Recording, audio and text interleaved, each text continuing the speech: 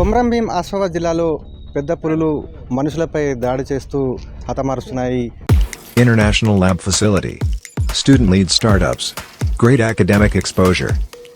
KL, deemed to be university.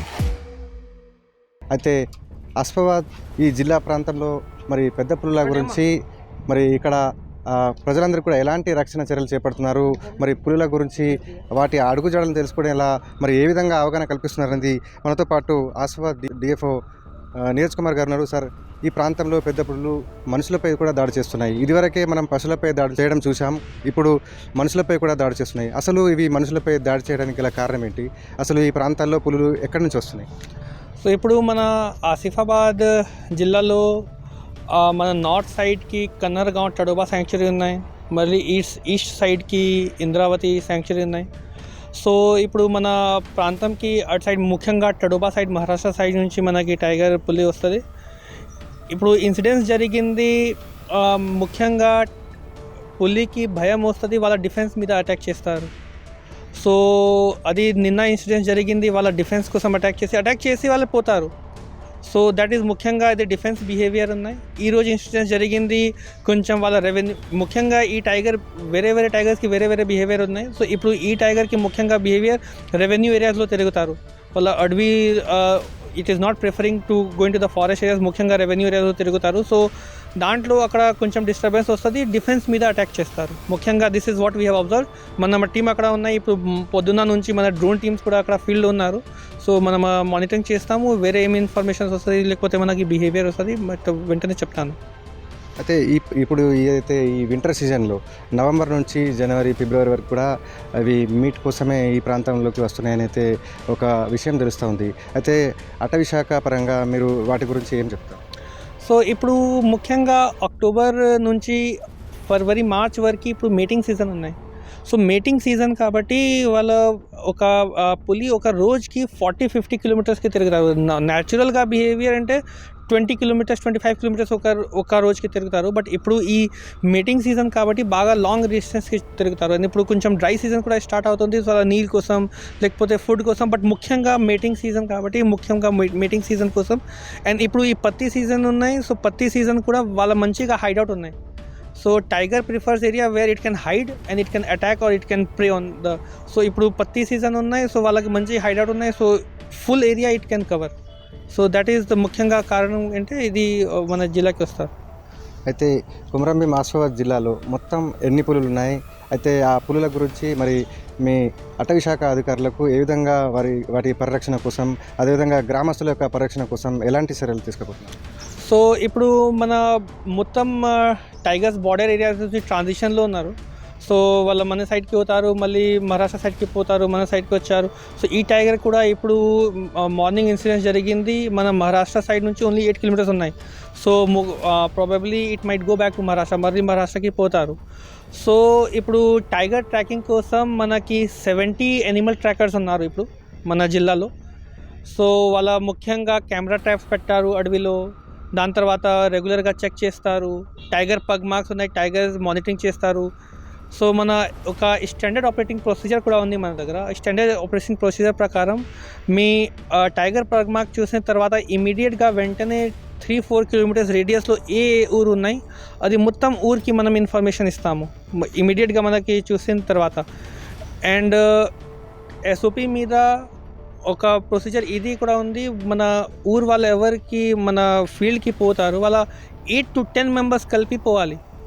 8 to 10 members పోయి 1-2 members sentry అలాగే పెట్టుకోవాలి. సెంట్రీ అంటే వాళ్ళ విసిల్ కొడతారు లేకపోతే డ్రమ్ బీస్ కొడతారు. సో వాళ్ళ పులి లేకపోతే వేరే వైల్డ్ లైఫ్కి కొంచెం భయం వస్తుంది, వాళ్ళకి they will not come to the field. So మన డీటెయిల్గా ఎస్ఓపి నిన్న కూడా ఇచ్చాము, ఇప్పుడు కూడా మన వాళ్ళు ఉన్నారు. అండ్ అదర్ స్టెప్స్ ఇప్పుడు మనం ఫేస్ మాస్క్ డిస్ట్రిబ్యూట్ చేస్తాము. సో ఫేస్ మాస్క్ మీ తాళ వెనక పెట్టుకోవాలి. సో మీ అది పత్తి తీసుకోవడానికి మీ పోయి అక్కడ వెనక పెడితే కొంచెం మీకు సేఫ్ అవుతుంది. So there are various measures we are taking to protect the people. ముఖ్యంగా అది 10 to 4కి మీకు ఫీల్డ్కి పోవాలి. బట్ ఈ టైగర్ మూమెంట్ ఏరియాలో 1-2 డేస్లో you please avoid going to the field, మనం అదే రిక్వెస్ట్ చేస్తాము. సార్, మొన్న 4 రోజుల క్రితం వాంకిడి సరిహద్దు ప్రాంతంలో కనిపించిన పులే ఇటువైపు వచ్చిందని అనుకుంటున్నారా, లేకుంటే ఇది మహారాష్ట్ర నుంచి వేరే మరొక కొత్త పులి వచ్చింది అనుకుంటున్నారా? సో నేను చెప్పిన ప్రకారం ఈ టైగర్ మూమెంట్ ముఖ్యంగా రెవెన్యూ సైడ్కి మూవ్ చూస్తారు. సో మనకి ఇమేజ్ వచ్చింది, నిన్న ఇమేజ్ వచ్చింది టైగర్ ఇమేజ్, బట్ ఇది బ్లడ్ ఇమేజ్ ఉన్నాయి. మనకి క్లియర్గా కరెక్ట్ ఇమేజ్ వస్తుంది మనం చెప్తాము. బికాజ్ వాంకడి వచ్చిన టైగర్ మన ఇమేజ్ ఉంది కరెక్ట్, బికాజ్ వాంకడి సైడ్లో వాళ్ళ ఫారెస్ట్ అడవి సైడ్కి తిరుగుతారు. సో ఫొటోస్ మన దగ్గర ఉండి వీడియోస్ కూడా ఉంది. ఈ టైగర్కి మనకి కరెక్ట్ ఫోటో వీడియో వస్తున్న తర్వాత మనం మానిటర్ అది డిటెక్ట్ చేస్తాము. నిన్న గన్నారంలో మోర్లే లక్ష్మిపై దాడి చేసి హతమార్చింది. ఆ కుటుంబానికి ఏ విధంగా మీ అటవీ శాఖ పరంగా ఆదుకున్నారు? ఈరోజు కూడా మరి దుబ్బగూడ శివారులో సురేష్ అనే యువకుడిపై కూడా పులి దాడి చేసింది. మరి ఆయన పరిస్థితి ఎలా ఉంది? ఇప్పుడు మీరు వారందరికీ కూడా ఏ విధంగా భరోసా కల్పిస్తున్నారు? సో ఇప్పుడు నిన్న ఇన్సిడెంట్స్ జరిగింది అమ్మది ఫ్యామిలీస్ ఇక్కడ ఉన్నాయి, వాళ్ళ నాన్న ఉన్నారు, వాళ్ళ హస్బెండ్ అమ్మ ఉన్నారు, వాళ్ళ మదర్ కూడా ఇక్కడ ఉన్నారు. సో నిన్న మన గవర్నమెంట్ ఇన్స్ట్రక్షన్స్ ప్రకారంగా వెంటనే 20,000కి చెక్ ఇచ్చాము ఫ్యూనరల్ ఛార్జెస్ కోసం. ఈరోజు మన గవర్నమెంట్ జియో ప్రకారం 10 lakhsకి చెక్ కూడా ఇచ్చాము. ఒక సంవత్సరం ముందు ద కాంపెన్సేషన్ వాజ్ 5 lakh, ఇప్పుడు the compensation has been increase to 10 lakhs. So మనం ఆల్రెడీ చెక్స్ కూడా ఉంది, ఇచ్చాము చెక్స్. అండ్ ఈరోజు ఇన్సిడెంట్ జరిగింది, నేను నేను చూసాను ఆల్రెడీ. సో నేను డాక్టర్ గారు కూడా మాట్లాడాను. సో డాక్టర్ అదే చెప్పారు, వాళ్ళ ఇప్పుడు సేఫ్గా ఉన్నారు, బట్ కొంచెం మళ్ళీ టెస్ట్ చేసుకోవాలి. సో అది టెస్ట్ కోసం we have shifted him to Mancherial. So we are regularly monitoring the situation. మన డాక్టర్ ఇన్ఫర్మేషన్ ప్రకారంగా he is safe now, but we are still vigilant and we are monitoring. ముఖ్యంగా ఈ ప్రాంతాల్లో మరి పులుల దాడి గురించి మరి పత్తి రైతులు కూడా అందరూ ఆందోళన చెందుతున్నటువంటి పరిస్థితి.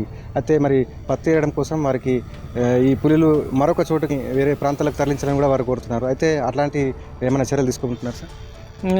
ఇది వేరే ప్రాంతం అంటే అది మన పక్కన మహారాష్ట్ర ఉన్నాయి. సో ముఖ్యంగా మన జిల్లాకి టైగర్ ఫ్లో మహారాష్ట్ర నుంచి ఉంది. సో అదే మన రెగ్యులర్గా మహారాష్ట్ర నుంచి మన కోఆర్డినేషన్లో ఉన్నారు. సో అక్కడ నుంచి మనకి ఏ ఇన్ఫర్మేషన్ వాళ్ళకి ఇస్తాము, అక్కడ నుంచి ఎక్కడ మూమెంట్ వాళ్ళు మనకు చెప్తారు. So we are working in the close coordination with the Maharashtra forest department as well. సో ఇది మొత్తం మీద అస్వా డిఎఫ్ఓ నీరజ్ కుమార్ చెప్తున్నటువంటి పరిస్థితి. మొత్తం ఈ ప్రాంతాల్లో మరి పులుల సంచారం మహారాష్ట్ర సరిహద్దు ప్రాంతం గుండానే వస్తున్నాయి. అయితే ఈ ప్రాంతాల్లో మరి పులుల సంచారం గురించి మరి తమ అటవీ శాఖ సిబ్బందితో మరి ఎప్పటికప్పుడు కూడా అప్రమత్తం చేసేలా ఈ యొక్క చర్యలు కూడా చేపడుతున్నట్టు చెప్పారు. అయితే అదేవిధంగా లక్ష్మీ కుటుంబంకి మరి ఆదుకునేలా వారికి కూడా 5 లక్షల రూపాయల చెక్కును అందించడం జరిగిందని అయితే వారు చెప్పారు. అయితే ఈరోజు కూడా మరో సురేష్ అనే యువకుడిపై కూడా పులి దాడి చేసింది. అయితే ఆయన ఆరోగ్య పరిస్థితి కూడా క్షేమంగా ఉంది. అతన్ని మెరుగైన వైద్య చికిత్స కోసం మంచిర్యాల ఆసుపత్రికి తరలించడం జరిగిందని అయితే డిఎఫ్ఓ నీరజ్ కుమార్ చెప్తున్నారు. కొమరంభీం ఆసిఫాబాద్ జిల్లా కాగజ్ నగర్ నుండి శైలేందర్, ఏబీపీ దేశం.